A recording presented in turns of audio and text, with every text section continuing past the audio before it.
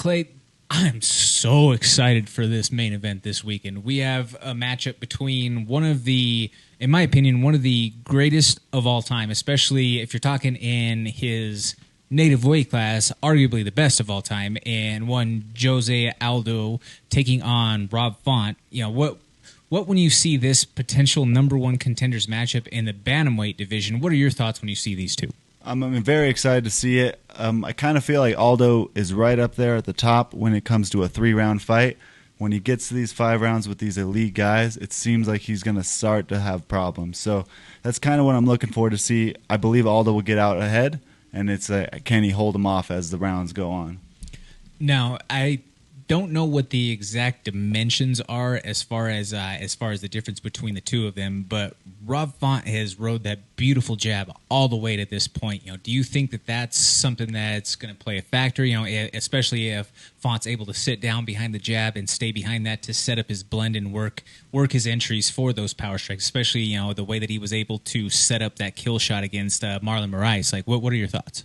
Yeah, I mean, he's got a beautiful jab. He pressures forward. Like, I believe that Aldo's speed and his defense and all that thing is going to make for trouble for Font to really start popping that jab early on. Like, that's why I'm really looking to see if Aldo starts to slow down a little bit, then I feel like that jab will really start to pay dividends. Now, on the flip side, I feel like there's a very clear, in my mind at least, route to victory if you're the King of Rio, if you're Jose Aldo Jr. But, Clay, it perplexes me why we don't really see it anymore, and that's where, you know, I don't really know the answer to this because I don't believe it's ever been shared, but in his history, in his prime, I mean, I'm talking the championship run Jose Aldo, you know, a guy who fought Uriah Faber. He was one of the most violent, vicious leg-kicking machines that ever been seen in the octagon. Over the course of these last few years, he's kind of gotten away from it. He threw a few in these last couple of fights, and I mean, the crowd started to erupt almost as soon as he did. But I don't know if it's maybe, you know, I've talked to a couple of different people. They thought maybe it's an injury that keeps him from wanting to throw those so much. Maybe it's his knees have been shredded through the years. Maybe he's had a plate or something put into his lower leg or ankle at some point in time from a fracture that makes it hurt him more than it hurts the opponent potentially when he throws those kicks. Like, I don't know, but I just remember, like, when I think classic vintage Jose Aldo, I think of that guy who just chops the tree out from underneath you. Yeah, absolutely. I'm remembering like his injury to his foot in the Korean Zombie fight, and I feel like maybe that was kind of around the time where you started to saw a change. He has been throwing some. It seems like he's very selective about it now, though. Like the 3rd round against Munoz, he did chop up Jan pretty good and force the southpaw switch out of him. So I think you're going to see some low kicks out of him. I just think he's, maybe because of injuries, is a little more meticulous about how often instead of just letting him rip the whole fight. Certainly, and that's a fair point. Now, when we're talking about someone who has the success the way that he finds it, like a Rob Font can be heavy on that lead leg when he's stepping forward and trying to establish that jab. Do you think that it is a smart strategy to employ from the Aldo side to go to try to attack that, so you maybe try to take the sting off of that jab a little bit, or he doesn't have the explosion, doesn't have the same effect to it from the get-go? Yeah, absolutely. I mean, chopping the low kicks is a great counter to the jab. It'll be interesting to see. I feel like when you look at Aldo, he's had so many different versions of his career. Like in the WC, he was just a march forward, like blitzer, and then he got back on his low kicks, and then he started jabbing guys when he fought like Edgar, and now it seems like his new method of winning is working the body with his boxing. So I'm expecting to kind of see him do some more of that in this fight as well. Well said. That being put out there, who do you have in this matchup? Man, it's really tough. Like I said, I think the 5 rounds favors Font, but I'm going to go with Aldo just because I believe that he's got the speed advantage, and I still believe he's just a little bit more well-rounded than Rob Font, and I think he'll, get maybe a 3-round-to-2 decision. Personally, I think that Rob Font is going to come out there and he's going to shock the world in this one. I think that he's going to put himself to that next level, and unfortunately, it's going to be on the back of one of the former greats. As much as I love Jose Aldo, I think that there's just something about the sauce that the New England cartel as a whole has been carrying lately. You know, those guys they're a very tight-knit group, and I feel like energy is infectious within your training group or within your camp that way. Obviously, Calvin didn't have the greatest night in the world against Max Holloway, but all the way up to that point, that crew had been right in the wave with each other, dating all the way back when they first kind of both started their meteoric run back at UFC 220 in Boston. So, you know, I think that Rob Font just continues to take the next step, and yeah, I'm going to go with Rob Font. Yeah, I mean, I think a late stoppage by Rob Font is definitely in there, and it's going to be a big moment because I do think we kind of have a little bit of what is the wins that these Rob Fonts had meant. Like, what does it mean to beat Marlon Moraes now? What does it mean to beat Cody Garbrandt at 135 now? These are kind of questions that a win over Jose Aldo will definitely answer. You said it way better than I ever could right there, folks.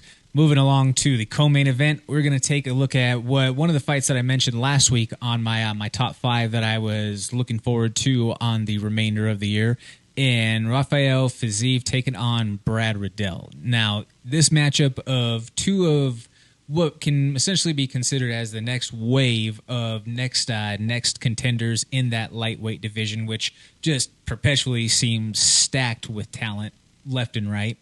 You know, what do you think of these two guys who both have an established and long history of kickboxing and Muay Thai in their respective backgrounds? Yeah, as a striking fan myself, it's definitely the fight that I'm looking at and very excited to see how it plays out. So much interesting style matchup, and also just the backstory of Brad Riddell being the coach of Tiger Muay Thai and then him moving on and then Fiziev taking his place. They just have crossed paths a lot. It's a very interesting fight. Yeah, there was a social media clip that came from a fight that has gone through social media for years and years that I just today came to realize was Brad Riddell, and it's the clip that I've seen forever of it was him in a kickboxing fight where he was fighting the Shaolin monk guy, where the monk is just kind of like walking through a bunch of his punches. I had no idea that was Brad Riddell in that fight until today when I don't remember who reshared it, but yeah, I learned today that was Brad Riddell in this clip that I'm sure we've all seen, you know, tens of hundreds of times now at this point. Yeah, he's got a very long kickboxing career. You know, you'll see a couple matchups with John Wayne Parr on there. I mean, he's been around for, even though he's new to the UFC, he's been around. Oh yeah, definitely. And I knew that he had, you know, a breadth of experience out that way. I just didn't realize that it was him in that actual video clip. It's, you know, it's from like 2011 somewhere in there, so it's still somewhat of a grainy video. You can't really completely tell all the detail through it. But then the person who had reshared it had pointed it out and was like, what a small world out there that this is Brad Riddell, and then he goes out there and he fights this weekend. You know, as far as Fiziev, that guy is arguably one of the most entertaining strikers right now in the UFC, in the entire roster. You know, he came in and he Mark Casey pretty much. You know, he was like Neo in the Matrix, bending every which angle that you could possibly imagine. So, you know, when you see these two guys who just love to throw heavy strikes and are willing to bang, that is, get your popcorn ready, ladies and gentlemen, because that has Fight of the Night written all over it. Yeah, absolutely. Easy contender for Fight of the Night. Who do you have in your pick for that? I'm going Brad Riddell. I really like Fiziev, and he's so explosive and so technical. But what I really like to see from Brad Riddell is, one, he's shown that he can mix it up in the wrestling department. He's shown when he got hurt with Dober, he was able to get a takedown. He's able to mix it up. And I also feel like as the fight goes on, he makes very good adjustments. So I looked Rafael to get out to an early lead, but then Brad Riddell to take it home and get the second and third round. Clay, why do you got to be so smart? Sorry. Why you got to bring that high IQ over here into this equation here? No, I agree with you, because for all the reasons that you mentioned, I just think that Riddell's a little bit more well-rounded, and unless Rafael puts him out cold, I think that even if Riddell does get rocked, he has more overall tools in the tool bag, if you will, that he can rely upon should he find some adversity on the feet. Yeah, he's definitely shown that throughout his UFC run, that he and I also feel like he's fought in maybe a stiffer level of competition in his UFC as well. Certainly. And now folks, is the time where we're going to shed the spotlight on a fight, a fighter, or just a potential couple of lines out there that lines or props that may be sticking out to us. For me personally, I'm going to shed the light on one of our Colorado born and bred, one of our Colorado native fighters, and the matchup overall in Mallory Martin from Team Elevation taking on Cheyenne Velissimus. Now, if we get to see a confident Mallory Martin, Clay, if we get to see the Mallory Martin that was the nobody can save you, the happy Halloween, the just complete violent mauler who went out there and walked girls down, took them down, and enforced her will upon them, and let them know the entire time like that was, she was a force to be reckoned with. She was like a Lady Habib out there almost in that way. And I feel like if we get to see that Mallory in the cage, even against someone who is as skilled and as talented as Cheyenne is, I'm a Mallory Martin fan. Obviously, she's fought on the Colorado scene for a long time, and getting to see her through a lot of these local shows and just following along this circuit of fighters, I'm maybe a little bit biased to wanting to see her succeed. But, I'm excited for this matchup as a whole. I think that this is going to be two violent women who have a diverse skill set who are going to leave it all in there. Yeah, it's an exciting fight. And I think when I'm looking at Mallory's run in the UFC so far, it seems like if she feels like she's the better grappler, she does well. And then when she feels like she's not as good of a grappler, like with the Jen Jiroba fight and then her last loss, she kind of can fall apart a little bit. But in this matchup, I believe that she's a better grappler than Cheyenne, and that should help her get it done. Definitely. And on the flip side, to talk about Cheyenne in this matchup, and for anybody who is has a thought on the gambling side or leans or tells, or sometimes people always try to think and find that little Easter egg out there where you think you have your edge for your pick. So let's just call it for what it is. Part of how this matchup came about, Cheyenne was supposed to fight a couple of weeks ago. She is just fresh off of coming away from COVID protocol, which pushed her back from a couple weeks ago. So how does that impact her as far as her conditioning goes? Everybody seems to have a different impact for how the virus impacts them and how they're able to rebound and recover. On a personal note, as you notice, we introduced her as Cheyenne Velissimus, no longer Cheyenne Bays.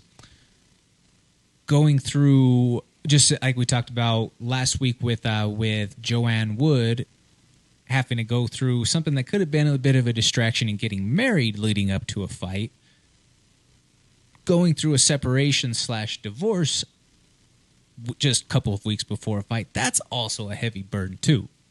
So I feel like we're either going to see a very inspired Cheyenne come out there and she's going to just wreck shop, or it might be somewhat of an implosion because she's carrying so much as she goes into the cage on Saturday night. And if I'm Mallory Martin, I'm trying to bring bulldog pressure at her immediately. I'm not trying to give her an opportunity to stay at range or have any sort of room to breathe, if you will, to find a rhythm. Yeah, absolutely. It's always tough when personal lives get entwined because you don't really know how she's going to respond to those situations. So I always try to look at just like the skill sets, and like I said, I believe that if Mallory Martin can make the takedowns happen, that she should be able to stay out of submission danger in this fight and get the win. Certainly. Now, who do you have your spotlight on, Clay? On that UFC card, the fight that I look at that is kind of exciting to me is the Jimmy Crute versus Jamal Hill fight, because both of those guys were kind of given that push of like maybe these guys got next, and then they came up against some tough veterans in Anthony Smith and then in Paul Craig. So, it's kind of when you get those two prospects and you match them up together, you're going to say, which one is really next, and it'll be interesting to see that fight. I love that matchup. And for the record, Clay, that was also on my list for matchups that I was most looking forward to leading into the end of the year. Now, I think that's just like you said, that's really that's two guys that are the future of the division. I don't think that this may be one of multiple times that they end up seeing each other because they're both still on the rise, and I'm just excited for the potential violence that we're going to see from those guys because Jamal Hill, he kind of follows that same adage that his training partner Chaos Williams goes with. Hey, keep on sleeping on me. I'll let the doctor wake you up. And then you have Jimmy Crute, who Jimmy Crute is just another one of those tough dudes from down under who is well-rounded and can fight all over the place. And I'm really looking forward to seeing where the future may lie for the young Jimmy Crute, because that's a kid who, just as you mentioned, he's got a lot of promise. Yeah, and I think that Jimmy Crute showed some things in that Anthony Smith fight. He took some heavy damage, got hurt to the leg, but he was resilient, and he kept looking for takedowns while he was injured. I think he's a very tough guy, and he's going to do a lot of good things. Certainly. Let us know what you think of those picks and those matchups, folks. Hit us up on the Go Fast Energy Drink hotline and text line at 303-831-1340. Stick around after the break. We're going to be talking this weekend's Bellator card. This is the MMA Plug presented to you by DenverSportsBetting.com on 98.1 FM Mile High Sports Radio. I'm Jordan Kurtz, sitting here alongside Clay Matson.